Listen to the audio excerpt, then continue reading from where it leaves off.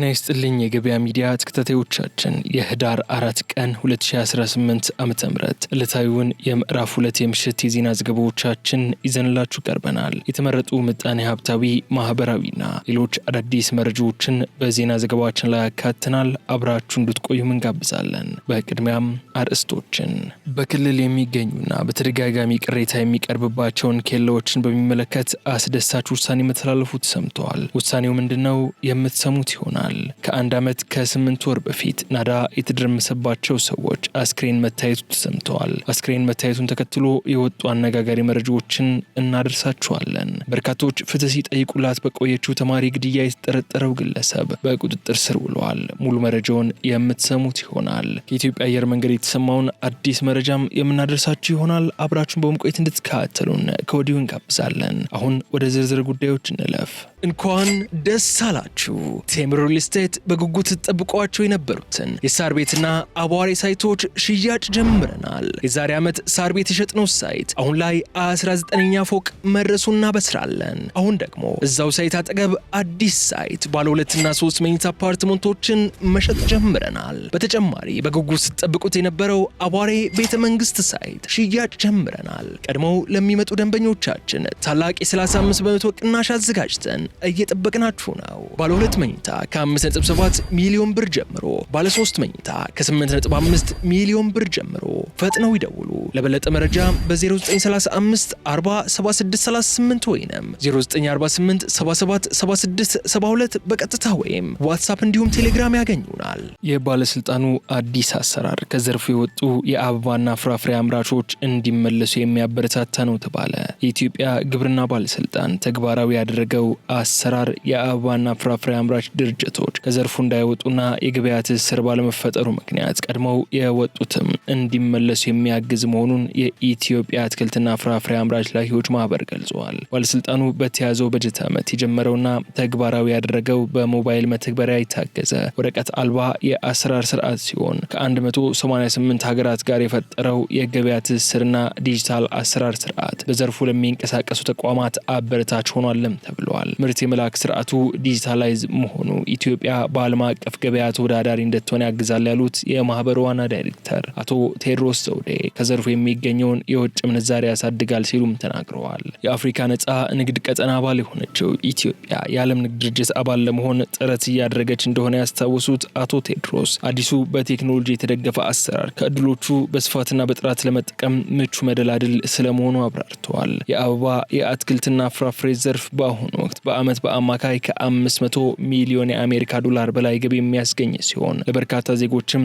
የስራ ዕድል መፍጠሩ ተገልጿል። ኢትዮጵያ በ2017 ዓ.ም ወደ ውጭ ከሚላክ አበባ አትክልትና ፍራፍሬ ምርት 564.8 ሚሊዮን ዶላር ገቢ ያገኘ ሲሆን በ2018 በጀት ዓመትም ገቢውን በማሳደግ 735 ሚሊዮን ዶላር ለማግኘት ታቅዶ እየተሰራ ይገኛል።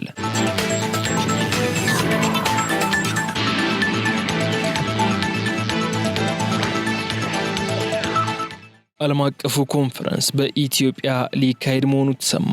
የኢትዮጵያ ጥራጥሬና የቅባት እህሎች ላኪዎች ማህበር ከንግድና ቀጠናዊ ትስስር ሚኒስቴር ጋር በመተባበር 14ኛውን ዓለም አቀፍ ኮንፈረንስ ለማካሄድ በዝግጅት ላይ እንደሚገኝ ተገልጿል። ኮንፈረንሱ የሚካሄደው ከህዳር 9 እስከ 10 2018 ዓ.ም በስካይላይት ሆቴል ሲሆን የኤክስፖርት ገበያ መዳረሻዎችን ለማስፋት የሚያስችል መሆኑንም የንግድ ስርዓትና ላይሰንሲንግ ዘርፍ ሚኒስትር ዴኤታ ዶክተር አብዱል ሐኪም ሙሉ ገልጸዋል። በዚህም ኮንፈረንስ ዓለም አቀፍ ገበያውን በመፈተሽ የኢትዮጵያ አምራቾች፣ ላኪዎችና ዓለም አቀፍ ገዢዎች የንግድ ትስስር ይፈጥራሉ ያሉት ሚኒስትር ዴኤታው የንግድ ሽርክናና ኮንትራት እንደሚፈራረሙም ጠቁመዋል። በኩነቱ በሚቀርቡ ጥናታዊ ጽሁፎችና በሚካሄዱ ፓናል ውይይቶችም በንግድ እሴት ሰንሰለት ውስጥ ያሉ ችግሮችን በመፈተሽ ለውጭ ንግድ እድገት ምቹ ሁኔታ የሚፈጥሩ መፍትሄዎች ይቀመጣሉ።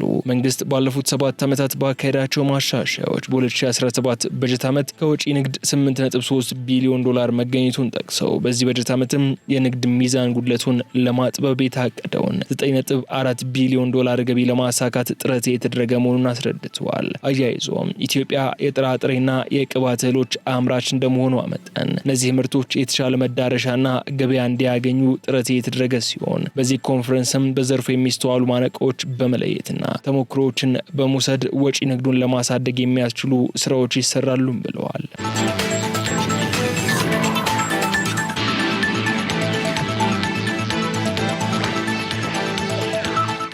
ሩሲያ ከኢትዮጵያ ጋር ሰፊ የኢኮኖሚ ትስስር መፍጠር እንደምትፈልግ ገለጸች። ሩሲያ በማዕድን ሀብት ማቀነባበሪያ ዘርፍ ተሳትፎዋን በመጨመር ከኢትዮጵያ ጋር ያላትን ኢኮኖሚያዊ ትስስር ማጠናከር እንደምትፈልግ የሩሲያ የኢኮኖሚ ልማት ሚኒስትር ማክሲም ሬሽትኒኮቭ ተናገሩ። ሬሽትኒኮቭ ይህንን የተናገሩት በኢኮኖሚ ሳይንስ፣ ቴክኖሎጂና ንግድ ትብብር ዙሪያ በተካሄደው 9ኛው የኢትዮጵያና ሩሲያ የጋራ ኮሚሽን ስብሰባ መጠናቀቅ ተከትሎ መሆኑ ተገልጿል።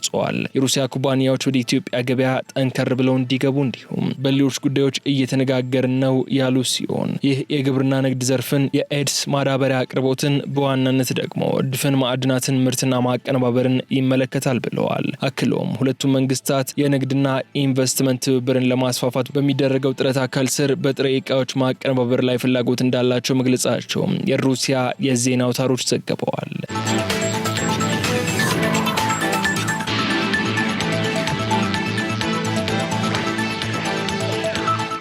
የኢትዮጵያ አየር መንገድ አዲስ አይሮፕላን ተቀበለ። የኢትዮጵያ አየር መንገድ 22ኛ ኤርባስ A350-900 አይሮፕላኑን በዛሬው ዕለት መቀበሉ አስታውቀዋል። አየር መንገዱ ዛሬ የተረከበው ይህ ዘመናዊ አይሮፕላን ለሚያጓጉዛቸው መንገደኞች እጅግ ዘመናዊ የላቀና ምቹ አገልግሎትን ለመስጠት ያለውን ቁርጠኝነት የሚያሳይ ስለመሆኑ አየር መንገዱ ገልጸዋል። ኤርባስ A350-900 ሞዴል አይሮፕላን በመደበኛ ባለ 3 ክፍል አቀማመጥ ከ332 እስከ 352 መንገደኞችን የሚያስተናግድ ሲሆን 18000 ኪሎ ሜትር በረሮችን ሳያርፍ መብረር የሚችል እንዲሁም ዘመናዊ ቴክኖሎጂዎችንና የኤሮዳይናሚክስን ውጤቶችን ያካተተ ግዙፍ አይሮፕላን ነው። አየር መንገዱ የዛሬውን አይሮፕላን የተቀበለው ከኤርባስ ኩባንያ 21ኛ A350-900 አይሮፕላኑን ከተቀበለ 2 ሳምንት ባልሞላ ጊዜ ውስጥ ነው።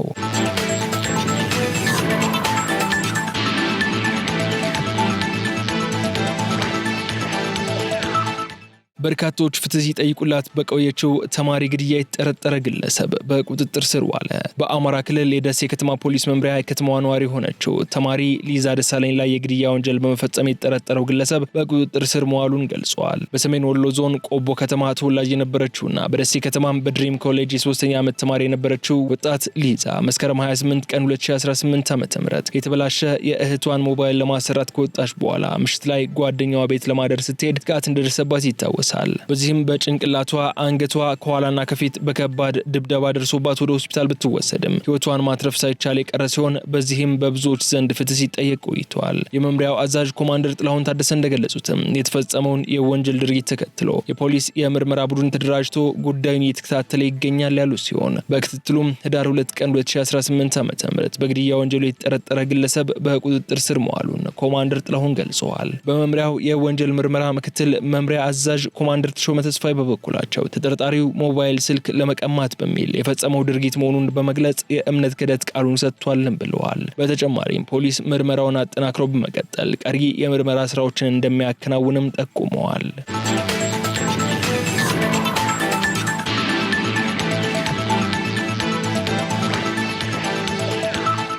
ከ1 ዓመት ከ8 ወር በፊት ናዳ የተደረመሰባቸው ሰዎች አስክሬን መታየቱ ተነገረ።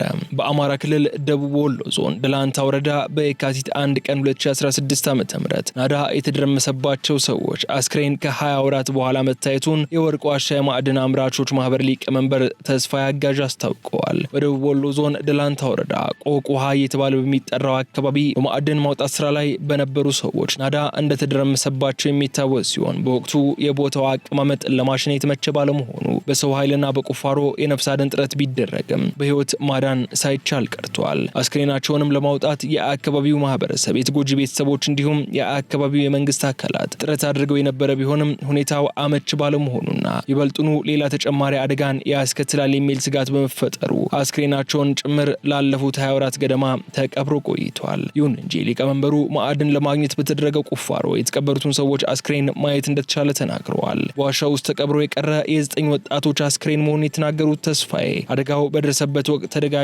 ሙከራዎች ከተደረጉ በኋላ አስክሬን የማውጣት ስራው ቆሞ እንደነበርም አስታውሰዋል። ረቡዕ ሌሊት በአካባቢው የሚገኙ ሌሎች የማዕድን ፍለጋ ስራ ላይ የተሰማሩ ሰራተኞች ማዕድን ለማውጣት ባደረጉት ቁፋሮ አስክሬኑን ማየት መቻላቸውንም ገልጸዋል። አስክሬኑን ያገኙት ሰራተኞች ፍርሃት ስላደረባቸው ለማውጣት አልሞከሩም ያሉት ሊቀመንበሩ እርሳቸውን ጨምሮ የተጎጂ ቤተሰቦችን፣ የአካባቢውን መንግስት የስራ ኃላፊዎችን በማነጋገር ወደ ስፍራው ለማቅናትና አስክሬኑን ለማውጣት በዝግጅት ላይ መሆናቸውንም አክለዋል።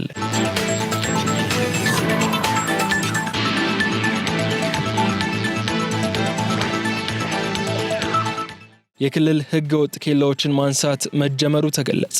መንግስት የማያውቃቸውና ለምርቶች ነፃ ዝውውር ተግዳሮት የፈጠሩ በተለያዩ ክልሎች የሚገኙ ህገወጥ ኬላዎችን ማንሳት መጀመሩን የንግድና ቀጠናዊ ትስስር ሚኒስቴር አስታውቋል። ህገወጥ የተባሉ ኬላዎችን ከአገልግሎት ውጭ ለማድረግ ከፌዴራል ፖሊስ፣ ከጉምሩክ ኮሚሽን፣ ከትራንስፖርትና ሎጂስቲክስ እንዲሁም ከሚመለከታቸው ባለድርሻ አካላት ጋር በቅንጅት እየተሰራ ነው የተባለም ሲሆን ቁጥራቸው ምን ያህል እንደሆነና በየትኛዎቹ ክልሎች እንደሚገኙ አልተገለጸም። የህገወጥ ኬላዎች መብዛት ምቹ የንግድ እንቅስቃሴ ያውኳል ያሉት የንግድና ቀጠናዊ ትስስር ሚኒስቴር የኮሚኒኬሽን ዳይሬክተር አቶ ወንድሙ ፍላቴ የኬላዎች መፍረስ የምርቶችን በተመጣኝ ዋጋ ለገበያ መቅረብና ያለገደብ መሰራጨት ያረጋግጣል፣ ሆነ ተብሎ የሚፈጠርን የምርት እጥረት ይከላከላል፣ ለውጭ ገበያ የሚቀርቡበትን እድል ያሰፋልን ብለዋል። አያይዞም በ2017 በጀት ዓመት ከአጠቃላይ የውጭ ንግድ 8.3 ቢሊዮን ዶላር መገኘቱን ይህም ከ2016 በጀት ዓመት ጋር ሲነጻጸር የተሻለ እንደነበር ተናግረዋል። በተጨማሪ በተያዘው በጀት ዓመት 9.4 ቢሊዮን ዶላር ለማግኘት መታቀዱን የገለጹት ዳይሬክተሩ ከዚህ ውስጥ ባለፉት 3 ወራት 2.48 ቢሊዮን ዶላር ገቢ መገኘቱን ጠቁመዋል።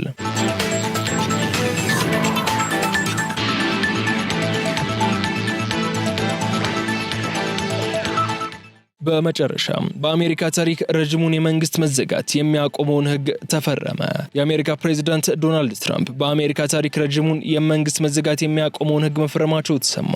የተቋረጠ የምግብ እርዳታን እንደገና ለማስጀመር በመቶ ሺዎች የሚቆጠሩ የፌዴራል ሰራተኞችን ደሞዝ ለመክፈልና የአየር ትራፊክ ቁጥጥር ስርዓትን ለማስጀመር የህዝብ ተወካዮች ምክር ቤት ድምጽ ከሰጠ ከ2 ሰዓት በኋላ ውሳኔው መተላለፉ ተገልጿል። ትራምፕ ከፍተኛ ድጋፍ ያገኘው በሪፐብሊካን የሚመራው ምክር ቤት ፓኬጁን 222 በ209 በሆነ ድምጽ ያጸደቀው ሲሆን የፌዴራል የጤና መድህን ድጎማዎችን ለማራዘም ስምምነት ላይ ለመድረስ ባለመቻሉ ዲሞክራቶች ከፍተኛ ተቃውሞ ቢያሰሙም ውሳኔው መጽደቁ ተገልጿል። ትራምፕ ሰኔቱ ያሳለፈውን ረቂቅ ህግ መፈረማቸውን ተከትሎ ለ43 ቀናት ስራ ያቆሙ የፌዴራል ሰራተኞች ከዛሬ ጀምሮ ወደ ስራቸው ይመለሳሉ የተባለ ሲሆን ሙሉ የመንግስት አገልግሎቶችና ስራዎች በምን ያህል ፍጥነት ሊመለሱ እንደሚችሉ ግን ግልጽ አልሆነም። በዚህም ምክንያት የገንዘብ ድጋፉ እስከ ጥር 30 ድረስ የሚራዘም ሲሆን ይህም የፌዴራል መንግስት ካለበት 38 ትሪሊዮን ዕዳ በየዓመቱ 1.8 ትሪሊዮን ዶላር ዕዳ እንዲጨምር ያደርገዋል ሲልም ሮይተርስ ዘግቧል። የ2018-19 የመንግስት መዘጋት በዩናይትድ ስቴትስ ታሪክ ውስጥ ከመቼውም ጊዜ በላይ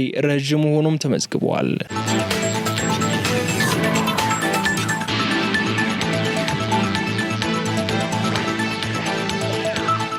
የተከበራችሁ ተከታታዮቻችን ከገበያ ሚዲያ ወደ እናንተ ሲደርሱ የነበሩት የህዳር 4 ቀን 2018 ዓ.ም የምሽት የምዕራፍ 2 የዜና ዘገባዎቻችን እነዚህ እስካሁን ስትከታተሏቸው የቆያችሁትን ይመስሉ ነበር። በቀጣይ በሌሎች ጉዳዮች መልሰን እስክንገናኝ መልካም ሁሉ ለእናንተ ተመኘን። ሰላም። እንኳን ደስ አላችሁ።